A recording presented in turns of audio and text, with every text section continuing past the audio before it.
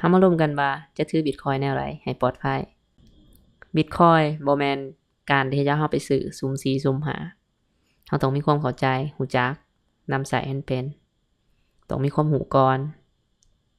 ไปเลือกซื้อใน Exchange ที่ถูกกฎหมายหลังจากได้แล้วเฮาก็โอนมาเก็บไว้ใน Hardware Wallet เช่นว่าอาจจะใช้ Tether Ledger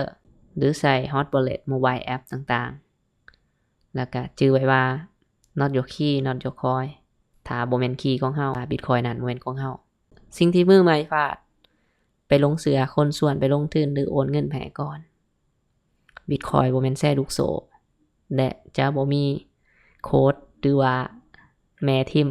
ที่เฮาควรจื่อว่า Bitcoin มันคือเทคโนโลยีบ่แม่นการพนันฉะนั้นแล้วเฮาต้องศึกษาเบื้องต้นให้เข้าใจก่อนเริ่มด้วยจำนวนน้อยๆที่เฮาสามารถที่จะซื้อได้อาจจะ50เป็นกีบแสนนึงแล้วแต่เฮาต้องการ